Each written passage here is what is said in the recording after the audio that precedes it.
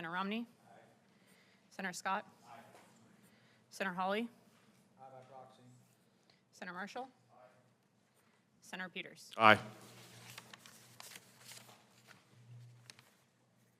Mr. Chairman, on the vote of those present, the yeas are 13, the nays are 0. On the vote by proxy, and for the record only, the yeas are 2, the nays are 0. On this vote, the yeas are 13, the nays are 0, and the motion is agreed to. Next, we'll proceed to consideration of S. 820. I'm pleased to have worked on this bill with Senator Collins, Senator Lummis, and Senator Welch to protect consumers from PFAS contamination. This bill ensures the Consumer Product Safety Commission is represented at the PFAS Interagency Working Group. By requiring this representation, the Consumer Product Safety Commission can better protect the public against unreasonable risk of injury associated with consumer products that are contaminated by PFAS. This bill will help protect consumers from these harmful chemicals by strengthening PFAS research and development, determining best practice for remediation, and identifying key challenges to reducing the environmental and human health impacts of this exposure. I would urge my colleagues to support this bipartisan bill. Does any member offer an amendment? Senator Paul, Ranking Member Paul. I will oppose this bill. I think it's unclear what benefit adding the Consumer Protection Safety Commission being statutory added to the working group will provide. The group can already consult with a broad array of individuals on PFAS, including the Consumer Protection Committee. The working group has already failed to meet statutorily required deadlines, so we are concerned that any expansion, moreover, that of the consumer protection and safety related issues are currently reflected on in the working groups. But we also think a goal of this coordination was to avoid duplication, but that goal does not appear to be met because multiple agencies are already putting out plans and reports on how to tackle PFAS. As an amendment, we would like to offer amendment number 2, which would clarify that the PFAS working group must carry out their work using existing funds. Amendment 2.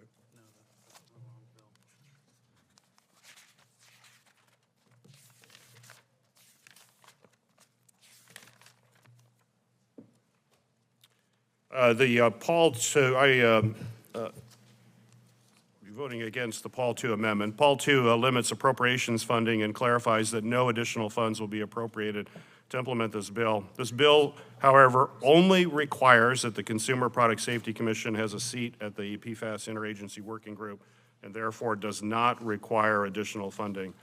Because this legislation will not need additional appropriations to execute, I would actually encourage my colleagues to support Ranking Member Paul's amendment.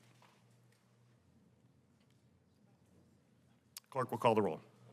Oh, no. Oh, all those in favor will say aye. Aye. Opposed? Nay? Nobody had, the ayes appear to have it. Ranking Member Paul, do you have an additional amendment? No. No further debate or amendment. The question is now on final passage. The clerk will call the roll. Senator Carper? Aye by proxy. Senator Hassan? Aye. Senator Sinema? Aye. Senator Rosen? Senator Padilla? Senator Ossoff? Senator Blumenthal? Senator Paul? No. Senator Johnson? Aye by proxy. Senator Langford?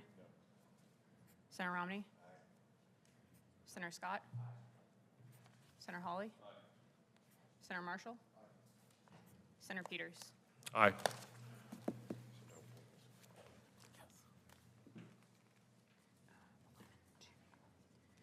Mr. Chairman, on the vote of those present, the yeas are 11, the nays are 2. On the vote by proxy, and for the record only, the yeas are 1, the nays are 0. On this vote, the yeas are 11, the nays are 2, and the motion is agreed to.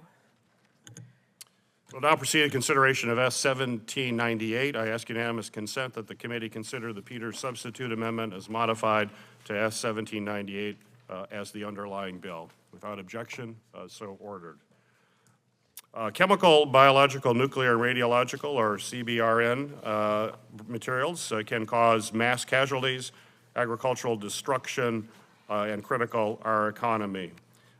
Technological advances emerging threats have increased the risk of CBRN weapons that can be used against the United States. I introduced 1798, the Offices of Countering Weapons of Mass Destruction and Health Security Act, with Senator Cornyn to better prepare our nation for catastrophic threats. This bill is substantially the same as legislation this committee unanimously approved last Congress. The bill reauthorizes the Countering Weapons of Mass Destruction Office, called CWMD, and authorizes the newly formed Office of Health Security at DHS. The bill better defines the CWMD office roles and responsibilities, including chemical and biological responsibilities, and supports DHS coordination with state, local, tribal, and territorial partners. The bill enhances oversight, including the requirement of a department-wide strategy to counter weapons of mass destruction and emerging threats, as well as on its medical and workforce safety missions that will be reported to Congress. The legislation includes a GAO assessment of several aspects of CWMD office, as well as the National Academies of Science, Engineering, and Medicine report focused on how to improve biosurveillance. Additionally, I have incorporated modified versions of Paul Amendment 3 and Paul Amendment number 6 into the substitute amendment, and certainly appreciate our ability to work together on this, Ranking Member Paul. I hope you'll join me in supporting, all of you will support this bipartisan bill and help ensure that our nation is better prepared to address this significant issue. Does any member wish to offer an amendment? Ranking Member Paul. Offer amendment number 2. Secretary Mayorkas told this committee that DHS had conducted no work to assess the national security risk of gain-of-function research, and that his department had no plans to do so in the future. This is after a global pandemic that shut down our economy and killed 1 million Americans. It's alarming that an agency that is advocating for a permanent countering weapons of mass destruction office doesn't seem to recognize the serious national security threat of gain-of-function research. My amendment would require DHS to conduct a risk assessment of gain-of-function research and then would have the GAO audit the risk assessment. I would urge my colleagues to oppose this amendment. This amendment requests the DHS conduct a risk assessment related to gain-of-function research and report the findings to Congress and the GAO. Let me be clear, this is duplicative of Paul Amendment number 3, which we have already substantially incorporated into the bill. The provision we have accepted into the bill already incorporates the risk assessment into a larger department biodefense strategy that can be effectively executed by DHS while providing the transparency that we need. I would urge opposition to the amendment. Seeing no further debate, all those in favor of the amendment will say aye. Aye. Opposed will say nay. Nay. The noes appear to have it. Is there any other amendment? I have Paul Amendment 13. 3 months ago, Senator Johnson and I requested DHS provide us all intelligence assessments related to the origins of COVID-19, and we still have not received them. Secretary Mayorkas testified before this committee that his department has not conducted any work to investigate the origins of COVID-19. However, I do not believe the Secretary was completely transparent with the American people when he said that. My amendment would require that the DHS provide this committee with all intelligence assessments so Congress can continue to work to identify the origins of the global pandemic. It is our belief that there is an intelligence assessment, that 17 different agencies have sent this assessment back, and there's no reason why this should be kept from the American people. And we would offer this amendment in order to try to get the information we need to discover the origins of the virus, and we would recommend a recorded vote. Very good. I would ask my colleagues to oppose this amendment. Congress has already taken action to declassify intelligence assessment of COVID-19 origins, and DHS was not the lead on this effort. Additionally, it is unclear if the amendment is requiring DHS to hand over all assessments completed by other IC agencies, which would clearly be inappropriate in this bill. However, I support this committee getting access to intelligent assessments done by the department, and bipartisan committee staff have already been briefed by the DHS on this subject. But I'm concerned that codifying a document request will undermine the document request that we don't codify. And I'm also concerned it will slow down our efforts to obtain these documents. We should be accelerating them, not slowing it down, because agencies can now simply wait to see if the provision is ever enacted. I commit to working with Ranking Member Paul in an oversight capacity to request relevant information on this and other issues as needed, and we're close to getting our a major letter out, hopefully in days.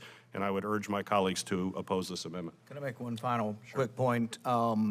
It is good that we are declassifying this, but it's not the whole battle. Most of the stuff I've been requesting from government is declassified already.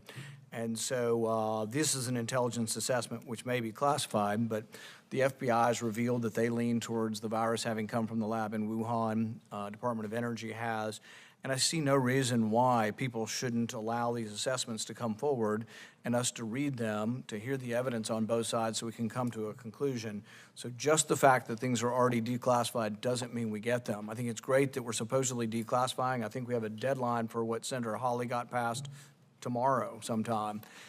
But there's not a guarantee they're actually going to give us. We hope that they will. There is a national security waiver, but just declassifying is not enough. I think we should do everything possible. We complain about China not being forthcoming. Our own government's treating Congress the same way. We need to make sure we see all the data, so I recommend a yes vote. Record roll call has been requested. The clerk will call the roll. Senator Carper. No. Senator Hassan. No. Senator Sinema. No. Senator Rosen. No. Senator Padilla. Senator Ossoff. Senator Blumenthal. Senator Paul. Aye. Senator Johnson. Aye by proxy. Senator Langford. Aye. Senator Romney. Aye. Senator Scott. Aye. Senator Hawley. Aye. Senator Marshall. Aye. Senator Peters. No.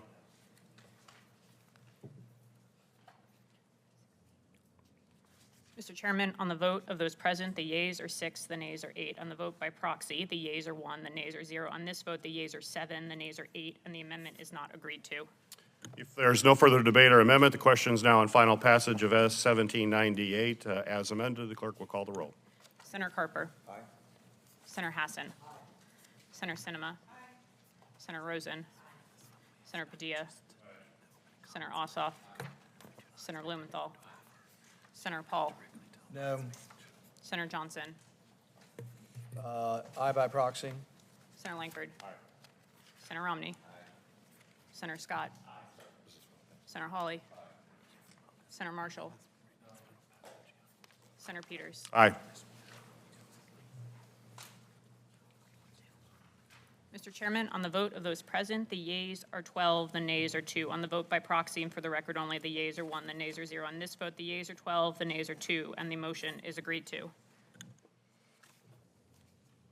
We'll now proceed to consideration of S 1822.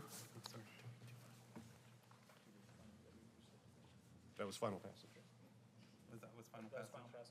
Yeah.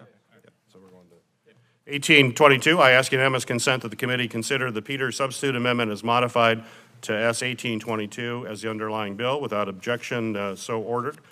On a bipartisan basis, Congress has funded and supported efforts to expand U.S. Customs and Border Protection's non-intrusive inspection capabilities to help detect and interdict dangerous drugs and illicit goods that can harm our communities. This bill is intended to establish benchmarks, ensuring that CBP is utilizing those tools to more efficiently facilitate trade and travel at our ports of entry, stop drugs like fentanyl from reaching our communities. This bill will also help to increase scanning rates for outbound vehicles, and I want to thank Senator Hassan for her work on this important issue.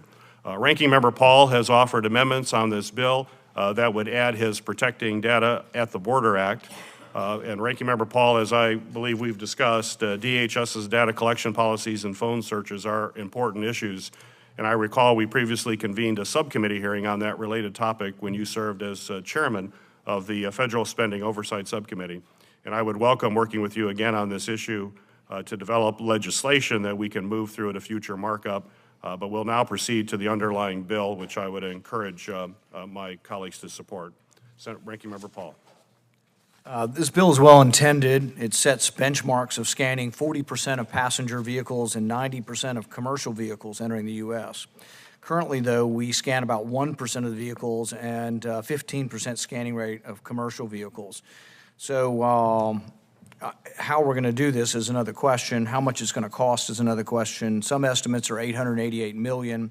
We already have billions and billions and billions that we spend at DHS. My preference would be to try to find a place where we're not spending it as well, to spend it here and give an honest number. I think this, if we were to try to get to 40% of passenger vehicles and 90% of commercial vehicles, we'll be in the multi-billion-dollar range for this program, and I don't think we've done an adequate assessment of what this, the actual cost of this will be, so I will oppose the bill. If there's no further debate or amendment, the question is on final passage of S. 1822 is amended. The clerk will call the roll. Senator Carper. Aye. Senator Hassan. Aye. Senator Sinema. Aye. Senator Rosen. Aye. Senator Padilla. Aye. Senator Ossoff. Aye. Senator Blumenthal. Aye. Senator Paul. No.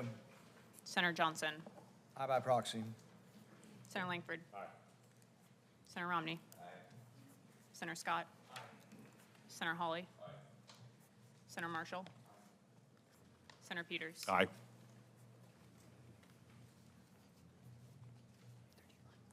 Mr. Chairman, on the vote of those present, the yeas are 13, the nays are 1. On the vote by proxy, and for the record only, the yeas are 1, the nays are 0. On this vote, the yeas are 13, the nays are 0, and the motion is agreed to. Since 2004, the President and Congress have declared October as Cybersecurity Awareness Month, when government and industry lead a collaborative effort to raise cybersecurity awareness. While Cybersecurity Awareness Month is critical to supporting national cybersecurity awareness, it cannot be a once-a-year activity. This bill would require CISA to perform outreach and awareness efforts on a sustained, continuous basis, ensuring the agency's voluntary resources are available to federal and private entities who need them. My substitute amendment incorporates feedback from the administration by adding cybersecurity workforce training and development information into cybersecurity awareness campaigns, ensuring we're growing this critical workforce for our nation. Does any member wish to offer an amendment? Yes, it's 1835. I just have a comment. Ranking Member Paul. DHS and CISA have shown time and time again what often starts out as an innocuous-sounding program rapidly unravels into an invasion of America's civil liberties and privacy interests. I cannot support expanding CISA's responsibility when they are using their current authorities to surveil and censor Americans. The bill imposes more layers of bureaucracy on an issue that is already being tackled by both the private sector and nonprofits. I think we should focus on streamlining the existing programs.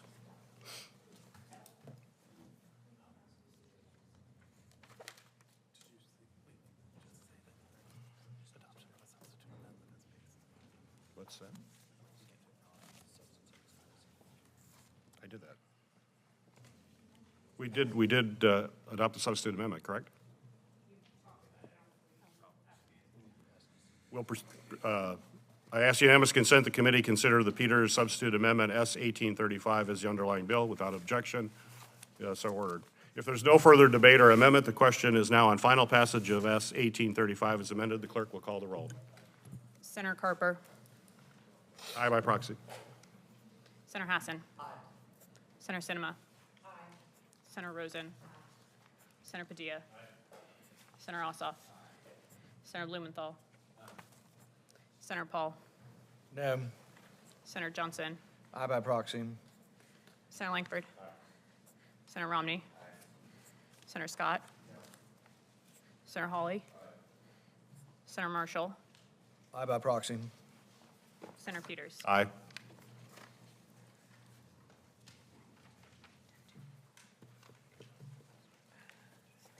Mr. Chairman, on the vote of those present, the yeas are 10, the nays are 2. On the vote by proxy, and for the record only, the yeas are 3, the nays are 0. On this vote, the yeas are 10, the nays are 2, and the motion is agreed to. We will now proceed to consideration of S. 1862. I ask unanimous consent that the committee consider the Peters substitute amendment as modified to S. 1862 as the underlying bill without objection. So ordered. Our critical partners and allies like Ukraine and Taiwan face constant cyber attacks from our adversaries, threatening not only their government networks, but also their critical infrastructure systems, such like we experienced here. This important bill would add critical tool to our foreign policy toolbox, authorizing the assignment of DHS personnel overseas and the provision of DHS assistance with the concurrence of the Secretary of State to improve partner cybersecurity. DHS has unique skills and expertise to support the security of critical infrastructure, and the department is uniquely situated to support our foreign partners. This bill will strengthen our cybersecurity here in the United States by improving our information sharing with these partners, giving us a better view into how our adversaries operate, and allowing us to better be prepared when we face similar attacks. I want to thank my co-sponsor of this bill, Senator Langford, and other members of the committee for working on this legislation and on the substitute amendment. The bill is stronger with your input. The substitute amendment incorporates a number of amendments from Ranking Member Paul and Senator Scott, again, improving congressional oversight over this new program. I'm proud of this bipartisan legislation and the work everyone did, and I would urge my colleagues to support the bill. Ranking Member Paul. You know, we have a lot of trouble just taking care of the stuff we got here at home without being everybody's sugar daddy. We're going to assign personnel to foreign locations. Maybe we should charge them. I mean, if we're going to do cybersecurity assistance for other countries, maybe they should pay for it. That would be extraordinary. But, you know, some of the people who actually we're going to be in discussion with over cybersecurity also use cybersecurity in an offensive fashion. I think the more we interact with countries, even allies, on these issues, the more we attach, I believe, possible culpability to offensive cyber missions that they're involved with. A lot of this cybersecurity is also dual purpose in the sense that some of it is offensive to disrupt other countries, and some of our allies are involved in that. So I would not want to expand the role of DHS into this area. There's no further debate or amendment. The questions on final passage of S. 1862 as amended. The clerk will call the roll. Senator Carper. Aye by proxy. Senator Hassan. Aye. Senator Sinema. Aye. Senator Rosen. Aye. Senator Padilla. Aye. Senator Ossoff. Aye. Senator Blumenthal. Aye. Senator Paul. No. Senator Johnson. Aye by proxy. Senator Langford. Aye. Senator Romney. Aye. Senator Scott. No. Senator Hawley. No. Senator Marshall. Aye by proxy. Senator Peters. Aye. Mr. Chairman, on the vote of those present, the yeas are 9, the nays are 3. On the vote by proxy, and for the record only, the yeas are 3, the nays are 0. In this vote, the yeas are 9, the nays are 3, and the motion is agreed to. We'll now proceed to consideration of S. 1865. I ask unanimous consent the committee consider the modified Peters substitute amendment to S. 1865 as the underlying bill. Without objection, so ordered. The Transparent Automated Governance Act builds on the hearing we held in this committee looking at the use of AI in government. It responds to the concerns that the lack of transparency and automated decision-making for the public. Under this bill, agencies would be required to disclose when an automated system is used to help make critical decisions about individuals. It provides an appeals process for an individual who believes the system made an error, including human review of the outcome. I want to thank Ranking Member Paul and Senator Scott for working with me on this modified substitute amendment, and would urge my colleagues to support this bipartisan legislation. Ranking Member Paul. I'll oppose this bill. Given the broad terminology used in the bill, the implementation of these guidelines will lead to an expansion of the federal bureaucracy, potentially slowing down processes rather than streamlining them. No further debate or amendment. The questions on final passage of S. 1865 as amended. The clerk will call the roll. Senator Carper. Aye by proxy. Senator Hassan. Aye. Senator Sinema. Aye. Senator Rosen. Aye. Senator Padilla. Aye. Senator Ossoff. Senator Blumenthal. Aye by proxy. Senator Paul. No. Senator Johnson. Aye by proxy. Senator Langford. Aye. Senator Romney. Aye. Senator Scott. Aye. Senator Hawley. Aye. Senator Marshall. Aye by proxy. Senator Peters. Aye.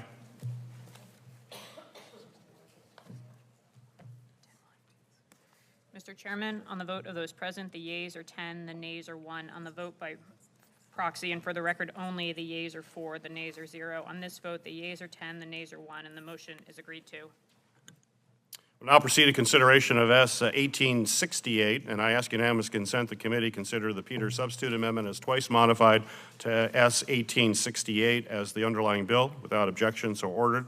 I am pleased to have worked with Senator Scott on the Secure Adjacent Federal Property Act. It's in an effort to strengthen federal facility security. I'd also like to thank Ranking Member Paul for offering the Paul Amendment 1, which strengthens the bill by ensuring requisite privacy protections are in place. This bill will provide essential information on how GSA could work with agencies to responsibly enhance security measures and secure sensitive sensitive federal facilities from espionage, cyber attacks, or unauthorized access. I would urge a favorable vote on this bipartisan bill. Ranking Member Paul. I will oppose this bill because I believe it is yet another unchecked expansion of the federal government's ability to collect data on private citizens and businesses. I commend the chairman for incorporating some privacy protections, but I still think that there will be the potential for abuse. I share the concerns of privacy advocates on the right and the left that the bill does not provide impacted individuals and businesses an opportunity to meaningfully consent or to opt out of the assessment. No further debate or amendment. The questions on final passage of 1868 is amended. The clerk will call the roll. Senator Carper. Aye by proxy. Senator Hassan. Aye. Senator Sinema. Aye. Senator Rosen. Aye. Senator Padilla. Aye. Senator Ossoff. Senator Blumenthal. Aye by proxy. Senator Paul. No. Senator Johnson. Aye by proxy. Senator Langford. Aye. Senator Romney. Aye. Senator Scott. Aye. Senator Hawley. Aye. Senator Marshall. Aye by proxy. Senator Peters. Aye. Mr. Chairman, on the vote of those present, the yeas are 10, the nays are 1. On the vote by proxy, for the record only, the yeas are 4, the nays are 0. On this vote, the yeas are 10, the nays are 1, and the motion is agreed to. We'll now proceed to consideration of S. 1560. I ask unanimous consent the committee consider the Hawley-Peters substitute amendment as modified to S. 1560 as the underlying bill without objection. I certainly appreciate working with Senator Hawley on this legislation, building on the hearing we had earlier this year on this issue. And I'm happy to have worked with you on the substitute, Senator Hawley, incorporating feedback from one of our expert witnesses that were at that hearing. Does any member wish to offer an amendment? Before that, Senator Hawley, would you like to make an opening remark? Yes, thank you very much, Mr. Chairman. It's been a pleasure to work with you on this. I want to thank Senator Ossoff as well, who's joined as a co-sponsor. And just briefly, in March, members might remember the committee heard testimony from cybersecurity experts in the healthcare sector, and what we heard about rural hospitals was that they are particularly soft targets for cyber criminals. Now, in my home state of Missouri, 40% of our hospitals are rural. So this bill tries to do something very practical without appropriating any new money, but something very practical for rural hospitals by directing CISA to develop a comprehensive strategy to address the shortfall in rural hospital cybersecurity and direct CISA to make cybersecurity instructional materials available to rural hospitals. Just yesterday, there was a news report that a rural hospital in Illinois had to close completely because of a cyber attack. First time that an entire hospital has been closed down. I don't want to see that happen anymore, certainly not in my state or in any of the states that we represent. So I urge a yes vote. Thank you, Mr. Chairman. Thank you, Senator Hawley. Ranking Member Paul for the offering of an amendment. Yes, I will oppose this bill, and the reason is that I think CISA can already do this administratively. I think the bill is duplicative. The bill doesn't specifically talk about allocating money, it's true, but it's a two-step process. We authorize, and then there'll be an appropriation. And I think as we add more responsibilities, in all likelihood, they won't do the responsible thing and take it from the existing funds. So I think directing them as we get to the next step, as we get to the appropriation step, directing the appropriators that this bill doesn't add any new additional funds and that it should come from currently appropriated funds to do the function would be helpful. So we offer amendment number 2, which adds language to specify that no additional funds are authorized to be appropriated to carry out the act. Senator Hawley. I have no objection to that, Mr. Chairman.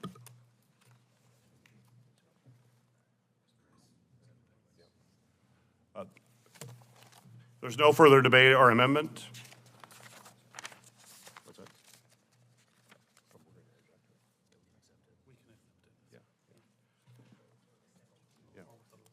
Yeah, I will accept, urge colleagues to accept the amendment as well. If there's no further debate or amendment, the question. Oh, okay. If there's no further debate on the amendment, the questions on its adoption, all those in favor will say aye. Aye. Opposed, nay. Majority of members having voted, the ayes have it. Any other amendments? No.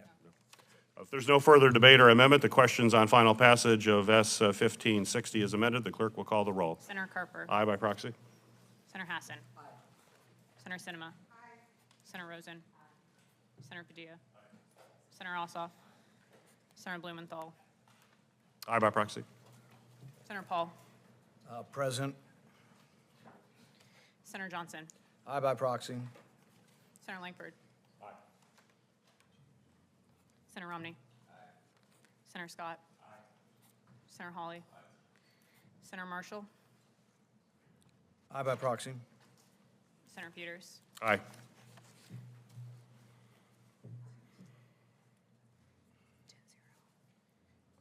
Mr. Chairman, on the vote of those present, the yeas are 10, the nays are 0. On the vote by proxy, and for the record only, the yeas are 4, the nays are 0. On this vote, the yeas are 10, the nays are 0, and the motion is agreed to. We'll now proceed to consideration of S. 1886, and I ask unanimous consent that the committee consider the Hessen substitute amendment as modified to S. 1886 as the underlying bill without objection, so ordered. In recent years, hate and violence against communities against this country has increased. That includes attacks against houses of worship and other community spaces. This bill and substitute amendment create a clearinghouse of information for nonprofits, including faith-based organizations and houses of worship, to access information on security best practices, available federal grant programs, and training opportunities. As a co-sponsor's bill, I would urge a yes vote. Senator Hessen. Thank you, Senator Peters. I just wanted to thank Senator Paul for working with me on this modified amendment on the Pray Safe Act. What this amendment will do is it adds a 4-year sunset to the bill and would add a report from the Government Accountability Office examining the state of federal grants and resources devoted to safety and security for nonprofits and houses of worship. And I want to thank all the co-sponsors of the bill for moving this forward. Ranking Member Paul. Adding the sunset, I think, does make the bill, a better bill, and I think sunsets are good for most of our bills. I do, though, still believe that the bill broadens CISA's role beyond its core function of securing critical infrastructure, raising data privacy and government intrusion concerns, particularly for organizations that operate on deeply held religious beliefs.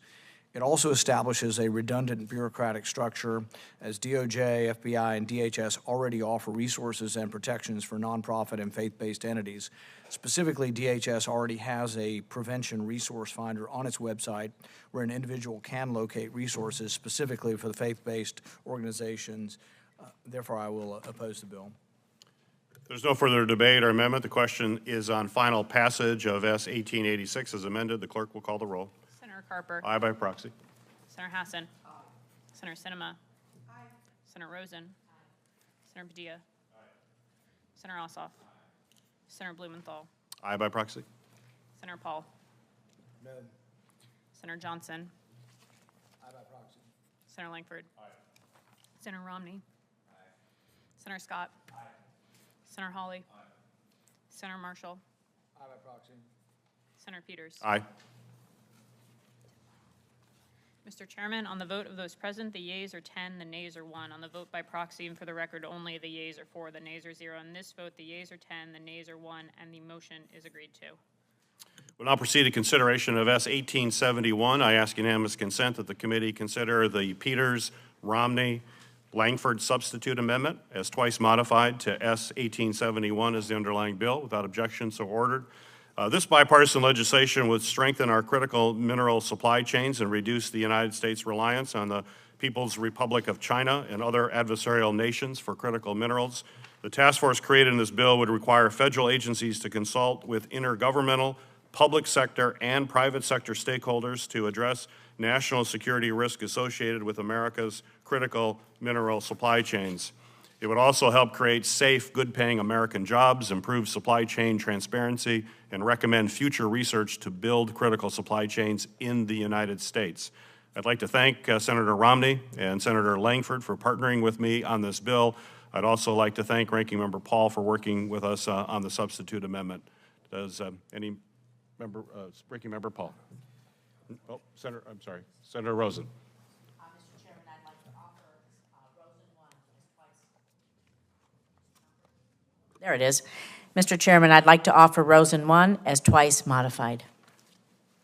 My amendment will ensure that the voices of mining states like Nevada will be at the table to strengthen our critical mineral supply chains. Specifically, Rosen Amendment 1 will require the new Critical Minerals Task Force created by this bill to consult individuals from states whose communities, businesses, and industries are involved in the aspects of the critical mineral supply chain, including critical mineral mining, which Nevada happens to lead in.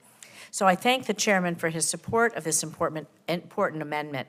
Additionally, before we vote on Rosen 1 and on final passage of the bill, I would also want to say that I appreciate that the chairman is having conversations with mining stakeholders to ensure the bill takes their views into consideration.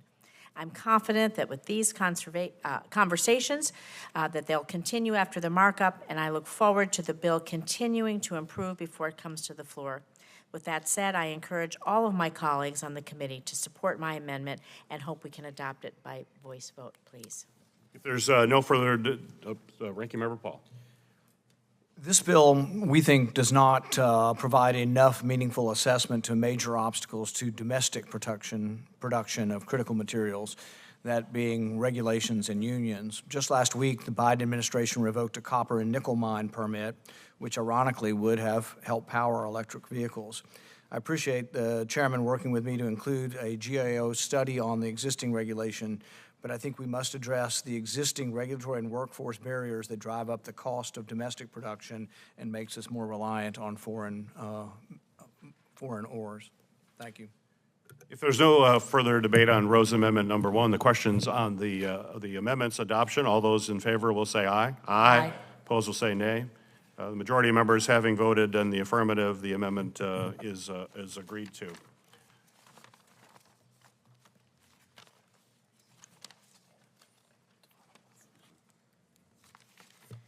If there's no further debate or amendment, the question is now on final passage of S 1871 as amended. The clerk will call the roll. Senator Carper. Aye by proxy.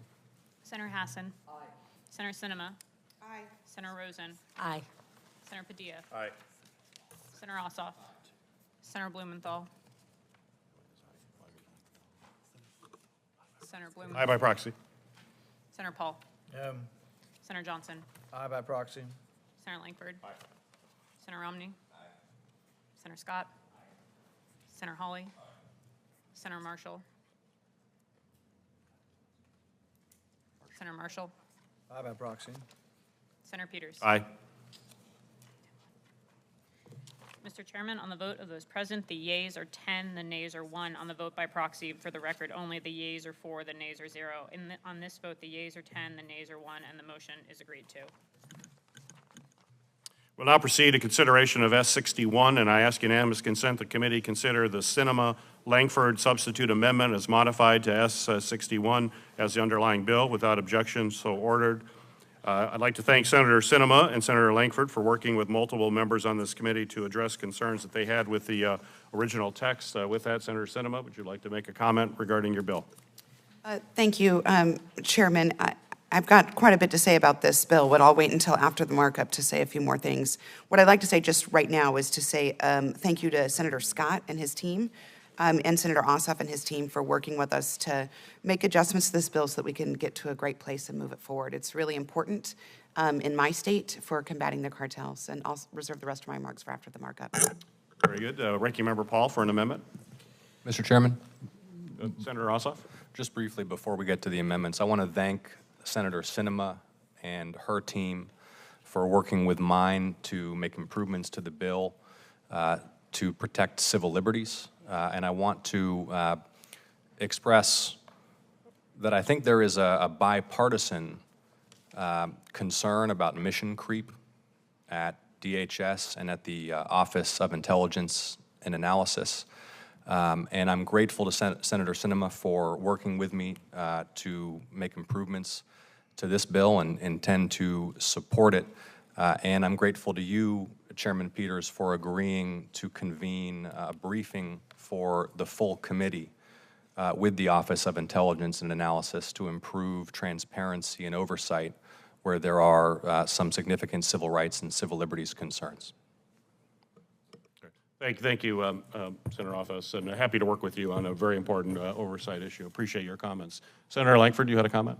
Yeah, I just want to make a quick comment for Senator Sinema and Senator Ossoff. Thank you for the engagement on this. There's a lot that's got to be done. This has been going on in a while, and it's accelerating. It's one of those things that's off the news and not many people are talking about. Senator Sinema and I were just in southern Arizona just a few weeks ago. Every small town law enforcement in that area is all crying out for help. What's happening right now is the cartels are using social media platforms to advertise, to get American citizens, to get dominantly teenagers, and will offer them cash. To say, if you'll just drive a car, don't ask questions about who you're picking up here, but we'll pay you $5,000 in cash today to be able to do this. And the instructions are drive as fast as you can, drive as crazy as you can. They target juveniles because they know not a federal offense for them in that sense to be able to do it. So there's no federal statute to deal with a juvenile in that area. And so this has become a very dangerous situation. Every sheriff, every city manager, every mayor all wants to be able to talk about this and is saying that they're feeling like that no one's paying attention to this on the federal level. So this is not solving the problem. This is getting DHS to notice the problem and to say this is significant. It does not infringe in civil liberties or free speech. This is cartels advertising to perform a criminal activity of trafficking persons. And so we're trying to get some engagement on this. Senator Sinema? Thanks again, Mr. Chair. Since we are talking about the bill before we vote, I'll just add a couple brief comments. About a month and a half ago, Senator Lankford and I held a hearing in the subcommittee of this committee, Border Management, and heard from some of the local law enforcement and mayors in southern Arizona. We heard from the mayor of Sierra Vista about how he's worried about his daughter driving home from volleyball practice after school, because there's only one major road in Sierra Vista, and that is the road that the cartels hire these young kids, as young as 12 years old, to drive very fast on these roads to evade detection. A woman in Sierra Vista actually lost her life last year. She was hit by a teen who was fleeing law enforcement. Sheriff Daniels, who's the sheriff of Cochise County, tells the stories of this occurring. On a recent CODEL that I led down to southern Arizona with Senator Tillis and some members of the House, not only did Sheriff Daniels tell us about how these were happening every day, there were several chases happening while we were meeting. So this is an incredibly common occurrence. Again, they're recruiting teens as young as 12 years old to drive, and it has become actually deadly, not just for the migrants who are involved, but for the teens and for community members in those areas. So this bill is a really important step forward. We know it's not going to solve the whole problem, and I just want to thank everyone for paying attention to this. You know, in other parts of the country, the idea that cartels are recruiting kids on TikTok to drive vehicles filled with migrants and sometimes drugs might seem unusual or far-fetched, but in Sierra Vista and Cochise County, Arizona, it's literally happening every single day in broad daylight. So I thank everyone for their work to help us move this bill forward, and especially to Senator Lankford, who's now on our second year of working together on this. So thank you. Thank you, Senator Sinema. Ranking Member Paul for an amendment. You know, I think the enhancing cooperation between government and social media to combat illegal activity is an admirable goal. The problem is that we have it in the context of a DHS that has taken upon themselves the idea of cooperation with social media to constrain, restrain, limit, censor actually constitutionally protected speech. So I don't think this bill necessarily makes that worse. It would be the perfect vehicle for doing things and allowing a bill to go forward on the floor that could probably get unanimous consent if it included some limitations on DHS's involvement with constitutionally protected speech. I have no problem with them cooperating to take down criminal organizations or things that are illegal. But one's opinion on wearing a mask, one's opinion on the treatment of COVID, one's opinion on naturally acquired immunity is one's opinion, and it is constitutionally protected speech. And so I have no problem with trying to help this bill go forward and letting it unanimously pass if it were to be amended. It, in all likelihood, won't pass today, but there still will be another attempt as it goes to the floor to allow something like this to go through without the full process. I think there'd be a possibility if the other side would acknowledge that constitutionally protected speech used to be a bipartisan issue. In fact, I would say for decades, the left and Democrats were better at protecting constitutionally speech, 50s, 60s, 70s. The Church Commission was led by Democrats. And so, I don't know, I hope we can think about this. And in that vein, what we'll do today is begin that process of the discussion by offering my amendment number 2. And what it would do would be to add free speech protection language to this. Recent unsettling disclosures, including those within the Twitter files, illustrate how the federal government has leveraged taxpayer-funded resources to collude with social media companies and censor disfavored speech on topics from COVID to U.S. elections. As Jonathan Turley warned, the government is now a partner in what may be the largest censorship system in our history. In fact, some people have described it as surrogate censorship. The government's basically using private entities. But it's even worse than that. The government actually pays the entities. They go to Twitter and they say, take down all this stuff, and Twitter says, well, we'll do it, but it's a lot of work. Will you pay us? So the FBI actually paid $3 million to Twitter to take down constitutionally protected speech. In fact, in the Twitter files, it's explicitly stated that we don't care whether it's true or not. So even if it were a lie or so-called misinformation, it still could be protected speech, but they go even one step further and say, even if it's true, it might lead to some sort of vaccine hesitancy. It might lead to distrust of government. So we need to take down statements even that are true, and we'll pay you to take them down. This is a real problem. Until this problem is fixed, or unless it's fixed in conjunction with a bill like this, at least some of us aren't willing to let this go forward without amending a bill like this to make sure that we are protecting constitutionally protected speech and that the DHS is not colluding with Twitter and other social media platforms to take down speech they don't like. The freedom of speech guaranteed by the First Amendment is one of the bedrock principles of our founding, and Congress must defend this right against government censorship. It is against this backdrop that I call up my amendment, which would prohibit federal employees from using their official position to censor speech on social media and other outlets. Nothing in this amendment restricts platforms from taking down content on their own. In fact, Twitter, Facebook, all of these platforms can take down any speech they want to take down, but the government cannot collude or cooperate with private entities to take down constitutionally protected speech. This amendment merely prohibits government agencies from requesting, suggesting, or directing platforms to remove protected speech, as defined by the Supreme Court. I believe it addresses the alarming notion of outsourcing censorship without inhibiting the government's ability to counter transnational criminal organizations, and I encourage my colleagues to support its adoption. And I request a recorded vote. Is there any further debate on Paul Amendment 2? Senator Sinema? I very much respect Senator Paul's opinions and am grateful for his thoughts. I would encourage my colleagues to oppose this amendment as we worked very carefully on the substitute amendment to meet as many of the concerns that we could to create a bipartisan bill that can actually make its way through both chambers and to the president's desk. If there's no further debate on the amendment, the question is on its adoption. Oh, sorry. Sorry, I have a quick statement on this. I'm also going to oppose this amendment, but I would tell you, let's keep working on this. I'm glad to continue to be able to work on this as it approaches the floor to make sure it has all protections. What we did on the bill is to make sure that it's protecting free speech. We listed out where DHS could engage and actually put the criminal statutes there to say this is the area where they can engage, and it's only on the criminal statute areas. In no other areas. So that was a way for us to be able to make it very clear they cannot engage in other areas. It's my understanding this amendment would also take out a significant other portion of the bill in addition to protecting free speech. I'm all in on protecting free speech. I just don't want to gut the bill and hand it all to GAO at that point as well. So I'm glad to be able to continue to be able to talk about it, but I'm going to oppose the amendment today. Any further debate on the amendment? Seeing none, record roll call has been called. Clerk will call the roll. Senator Carper. No by proxy. Senator Hassan. No. Senator Sinema. No. Senator Rosen. Senator Padilla. No by proxy. Senator Ossoff. Senator Blumenthal. No by proxy. Senator Paul. Aye. Senator Johnson. No by proxy. Senator Langford. No. Senator Romney. Senator Scott. Senator Hawley. Senator Marshall. Aye by proxy.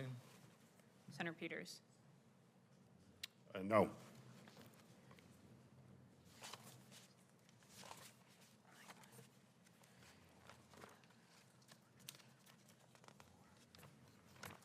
Mr. Chairman, on the vote of those present, the yeas are 1, the nays are 9. On the vote by proxy, the yeas are 1, the nays are 4.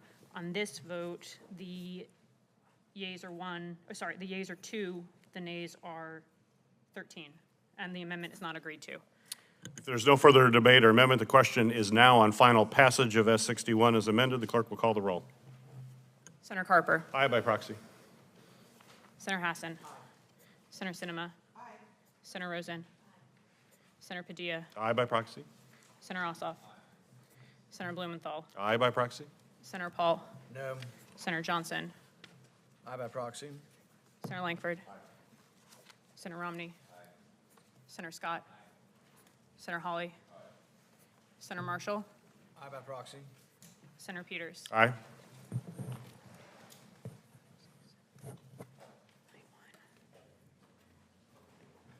Mr. Chairman, on the vote of those present, the yeas are 9, the nays are 1. On the vote by proxy, and for the record only, the yeas are 5, the nays are 0. In this vote, the yeas are 9, the nays are 1, and the motion is agreed to. That concludes all the items, but any member wish to speak? Senator Hessen. Thank you, Chairman Peters, and thank you for this markup. Today, the committee advanced bipartisan legislation to expand the use of inspection equipment at our ports of entry. I strongly support this legislation because we need to do more to detect fentanyl and other dangerous drugs that are smuggled into the United States. I also wanted to mention the bipartisan legislation that Senator Langford and I have introduced to enhance southbound inspections of vehicles traveling from the United States to Mexico. Southbound inspections are also very important to the safety and security of the United States. Drug cartels smuggle billions of dollars and hundreds of thousands of illegally obtained weapons out of the United States and into Mexico every year in order to maintain their power. Cutting off the drug cartel's supply of weapons and money will cut down on the drugs and violence plaguing communities all across the United States. Our bill, the Enhancing Southbound Inspections to Combat Cartels Act, includes an aggressive target for southbound inspections by DHS, and I believe that we need to push DHS to do more. Our bill authorizes additional personnel and equipment to accomplish this and requires DHS to look for innovative ways to inspect more vehicles, especially in places where physical space at a port of entry is limited.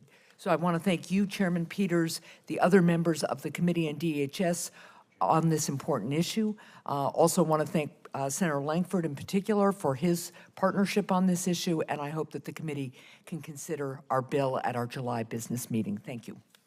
Thank you, Senator Hessen. Senator Ossoff. Thank you, Mr. Chairman.